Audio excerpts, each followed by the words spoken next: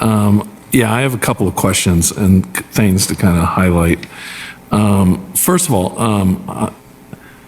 I didn't hear it. I know I heard it before, but I didn't quite remember this isn't like going to be done like we're going to approve or not approve or whatever. This is going to be done this year. This is over how long of a period? We're looking at a 15 to 20 year comprehensive plan cycle. So this is really, we're really trying to plan to get ahead of the growth that Colorado Springs is experiencing, right? There's that old saying that if you fail to plan, you plan to fail. And I think you kind of referred to that a little bit earlier. And that's a little bit of my concern. And I was wanting to highlight that I think a lot of our outdoor recreation is really exposed to this because government doesn't tend to get ahead of the public, and the public decides to make their own outdoor recreation. And if there's ever a place, would you agree that Blodgett is a clear example of this? And what kind of plan was put into play? I'm sorry, say again? What kind of plan was put into place for those people? At that time, no plan. It was a free for all. So did they consider the wildlife? I couldn't speak on their behalf. But that's my point, right? I guess that's my point. And I just want to highlight the fact that we can't wait. Our wildlife is precious to us, and we have to get ahead of recreation. It's valuable to our citizens. It's a lot of the reasons why they move here and get here. But this notion about, hey, can't we take our time? No, we can't. There's an urgency here.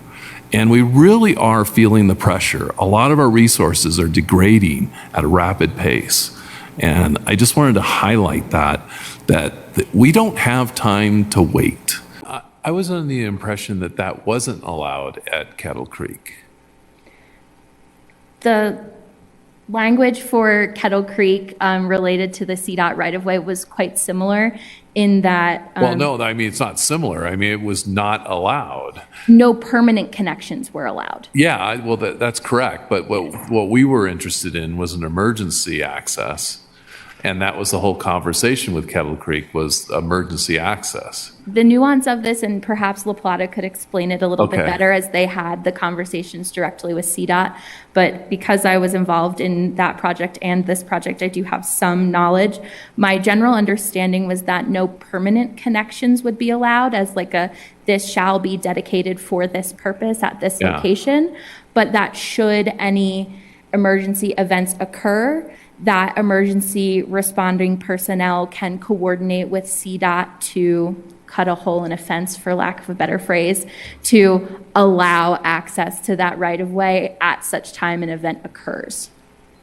Okay, I think I'm trying to recall, but I'm remembering that it was different, that there was no access, even emergency was not allowed from what I'm recalling. I might not be recalling correctly. But I thought that Kettle Creek, there was no emergency, that it couldn't be built into the plan. My understanding, again, was that it couldn't be dedicated for that purpose exclusively, but that if an event occurred, they wouldn't disallow access if it were coordinated with their agency. So the second part that you're saying right there was not in an earlier conversation that we had at a meeting. So that's what I'm really confused about this new thing, because I thought that, well, anyway, and maybe I'm just not remembering correctly, but that's what I think I heard. Okay. It's not an official, it will be the official on their private property side, but at the fence, it will be unofficial. There won't be any kind of gravel put down or anything that would facilitate it in a positive way. But in a case of emergency, because of the grade, it does seem doable. And so conceivably, if I was the fire department, I'd drive my truck over it and cut the line. So, I will not comment on fire. okay. I didn't have as much concern with this until now. I get that, you get sprinkler systems and they meet that requirement. And, okay, good. But when you start doing this quasi-safe environment, one is, Powers it is a freeway. It says 65 miles an hour there and everyone's going 80. The other thing is, when I looked at that picture, that's all grassland. And, you may not have a David Leinweber truck that's got 2 foot of clearance to get over that thing. Other people are going to have these hot exhausts, these high temp exhausts that are going to light that thing up. And with as much fuel is in that area, especially with that jumping mouse, this is starting to, it becomes more of a safety issue. Either you don't have that access or you do. And right now, it looks to me like if you're even thinking about that access, there's probably a reason for it. So, tell me more, Todd. Well, I'm not the developer, right? And I'm not making that proposal, so I'm going to turn it back to La Plata to, help, answer that part. This possible access point is nothing more than an additional possibility in the event of an emergency. The fire department and the police department and the city code don't provide for evacuation routes. What happened with North Fork and Kettle Creek North is the developer was Venetia, and they investigated CDOT and accessing, the powers and all that kind of stuff. Here's the problem. You can cut the fence, okay? No problem. Cut the fence, okay? On the other side of the fence, on the power side, on the east side and the west side, by design, there's a drainage ditch, okay? The drainage ditch varies in width from 3 to 5 feet, depending on where you happen to be looking, and is about 2 to 3 feet deep, okay? The reason it didn't look that way in that picture was because there was tall grass. The tall grass was covering the 2-foot ditch. So when Venetia talked to CDOT, one of the things they asked them for was, would you fill the ditch on the other side of where we're going to cut the fence? And CDOT said, no way, no how, they need the drainage, okay? Now, just to make the point, in North Fork, by the way, back in July, thank you, you voted 9-0 to protect North Fork from having more homes with only one exit for traffic and evacuation. So thank you, that was a 9-0 vote, appreciate that. But we still have about 6,000 people, including 2,500 students, with only one exit. No additional homes have been built, so it didn't get worse. But we still have around 6,000 people with one exit. If it were possible to have an access to powers, the HOA would do it. We have we own land right up to the fence. The HOA does. We could put in that access, but it's not possible, okay? So we've beaten that one to death, okay? There is no second exit. Forget it, okay? All right, so I'm going to ask Councilmember Leinweber if that answers your question that you had that Rick wanted to expand on about the exit. Okay, all right, so now I'm going to ask you to... One last comment, though. Okay. The clock's going to start now, So Rick. we have one exit, so one more comment real quick. North Fork has one exit. It's called Old Ranch Road. The same thing for this new development. It's Old Ranch Road. There can be 2 roads accessing Old Ranch Road, but only Old Ranch Road is the exit. One exit. That's it. The developer keeps spinning this. There's only one exit, Old Ranch Road, period. And, by the way, for a commercial building, we have a city requirement that there has to be 2 exits, whether or not there are fire sprinklers.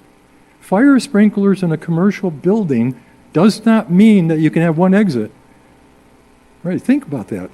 This new law that you approved doesn't make any sense. Fire sprinklers are not going to help. Okay. Because when I look at it, it looks just like a farm field. There's no I don't identify like aesthetic, like it's not Garden of the Gods. I mean, and it's not even Kettle Creek, really. It's really, it's got a couple of roads. I was looking at Google Map trying to find something that I could like marvel about, right? And I had a hard time it's like the park's made a bad investment is what I look at. And I think we need to find a way to get our money out of that property and reinvest it into something that that community could really use. So if we could get $6 million from that property, that would help to reinvest in maybe some baseball fields and some other kind of fields in that community. I just wanted to kind of highlight and bring that up, that I feel like the best thing to do is to find the best way possible to sell this land to a developer who could make good use of it. And so I'm actually in support of this effort because of that. We're not bringing them up and down all the time. This whole thing about fires is really big in our community right now, and particularly like the last couple of days. What I want to, you mentioned a really important thing yesterday, and I think that was a valuable comment. Fires are associated with fuel loads, and fuel loads are based off of like, cars, trash, trees, thickets, and things that are heavily dense with stuff. When I was looking at Kettle Creek, I was really trying to pay attention, like how far the WUI actually was, and it wasn't in the WUI. It was still outside, and there's a little bit of good distance. The WUI is a particular interesting area because it has more fire load. I mean, there's more stuff to burn, right? And you can get it pretty hot pretty quick. From what I understand, and I'm not an expert, that's why I'm asking you if I'm following the right trend of thought here. I'm looking for the fuel load. This grassland, as it is right now, I think versus a community that is maintained and clean with roads and stuff, it could be conceivably less of a fire hazard, particularly if it's sprinklered. So do you see where I'm trying to go? I'm trying to look, where is the danger for fire here? And it is a distance from the forest. So even like embers traveling, I mean, it'd have to be a southwest wind, which is it's not, I mean, there'd have to be a lot of extra interesting circumstances. Most of it's centered around fire of some sort. And so, and that's where I'm trying to get to the root issue is I'm not seeing a high fire risk here. Particularly because this area is going to be, sprinklers, that's going to actually be a plus. Confirm that was part of my second. Thank you. Then, Mr. Yeah. President, if I could, I'd just like to point out that what council is doing actually is we're not even doing what the Planning Commission did, which was at least try to provide some kind of an alternate way out. We're actually removing that. So I think we've gone backwards today as far as egress from this area. So if that, I do want my colleagues to understand what you're doing here, is you're telling them to not even put in this potentially inadequate egress route. Is that really what you want to do? Well, I just want to highlight that without the road, this project meets the criteria. That is correct. As I understand it, that is correct. So unless we want to change city code, which we would have to do here, this meets the criteria, particularly because of the exception that was put in place. And Mr. President, if I could, the only thing I would add, it's a late night, is the code is set there so that the fire department can get to the building. So if there's only one way in, you have an indoor sprinkler so that the fire doesn't get out of control before they get there. That's not addressing getting out of that neighborhood if there's a fire spreading through the neighborhood. That requires egress routes. That's what we have to assess. When we say it's safe, that's what we're saying, is council is putting their stamp on that. And I agree. can I add one more statement? Yes, of course. Before we vote, this is the discussion that we're voting on. Yes. This is not the Black Forest. This is a half mile away from the Black Forest. President Helms. And so, so because of that, the fire, what we talked about, fire load, what was so important to understand here is that the fire load is much more significantly reduced here. And that field left undeveloped was more of a fire load than the development. Well, Councilmember O'Malley. The prairie is a lot different than what it is where you live, and it rips quickly.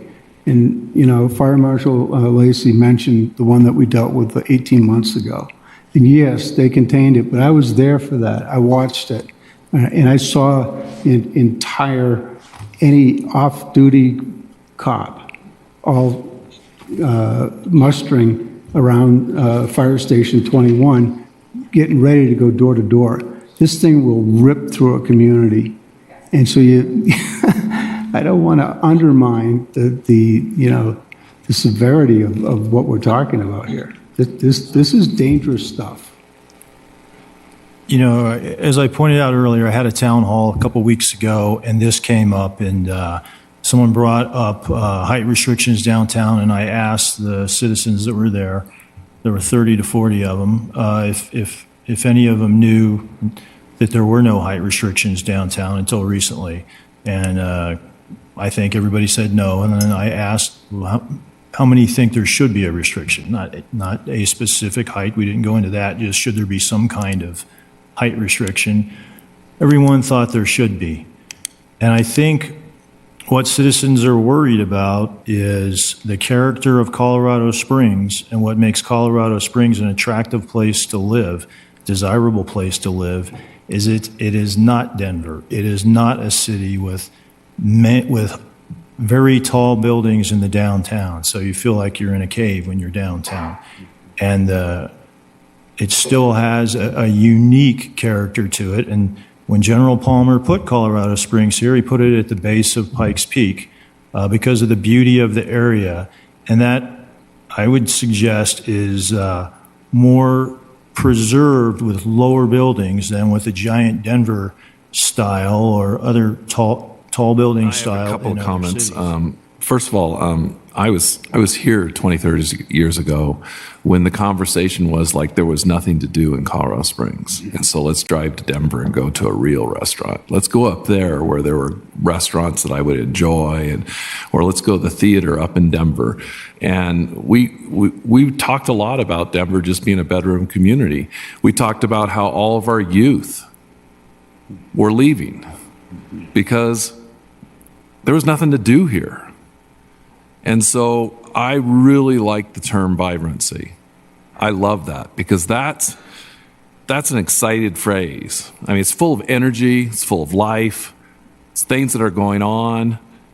And for a business, as a business owner, I love the term density because that means more customers.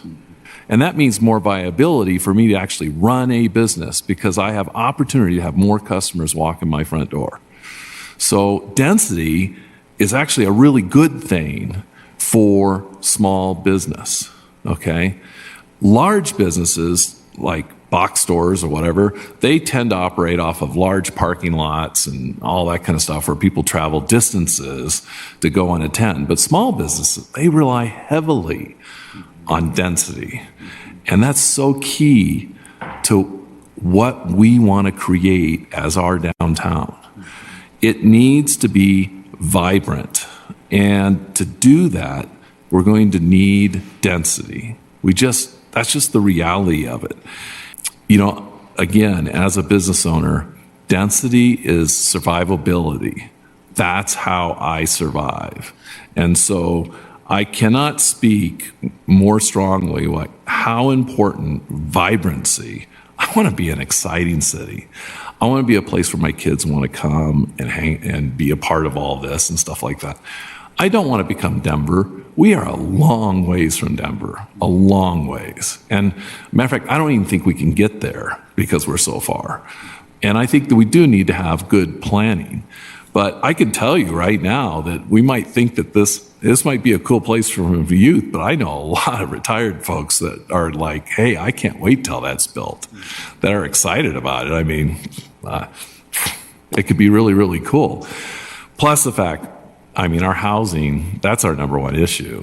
People need more housing. And so taking people that want to live downtown and rent their home, now we've opened up the housing market in other places around town. So anyway, I'm excited about this idea. I like it. I personally would love to keep this grounded the way that it is. And just really, really think this is really pretty cool. I'm excited about it. Thank you. So Member Leinweber, sir, you're up. I believe it's my understanding that the arts community is supported generally as a contract at $240,000 a year through LART. Pikes Peak Outdoor Recreation Alliance has requested for a number of years to be a contract, and it's been denied. So I guess that's my piece that I'm not really understanding, and I don't really know the backstory of all that. So I'm just exploring why hasn't that happened yet? If outdoor recreation is truly valuable to us, why wouldn't we support a similar organization to Copper that represents the outdoor recreation?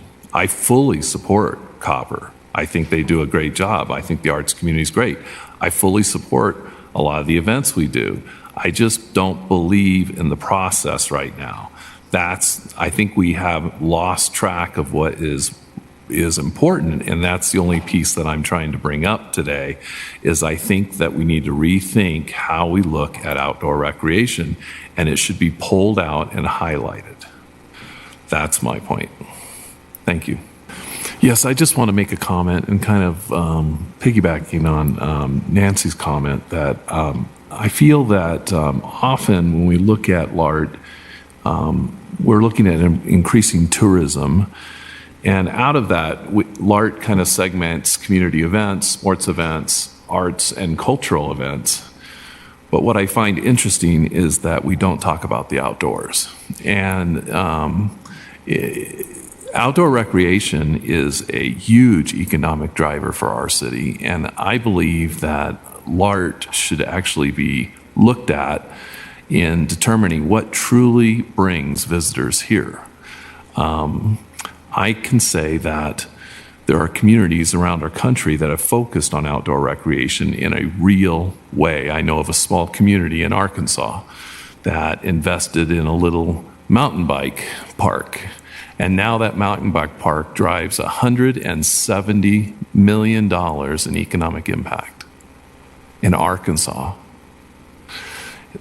We also have in Colorado a new trail that was kind of presented called the Palisade Plunge. And that Palisade Plunge in Grand Mesa County is estimated to bring $8 million a year, one trail. And so I just want to kind of petition, and I just want to be on record that I think LART, balloon festivals are great, fireworks are great, but are they really driving economic impact for our city? And is it really fulfilling the charter of what LART is to do, which is to do that, to bring economic impact? And I think often we don't mention outdoor recreation as strongly as we should, and we're missing a large opportunity.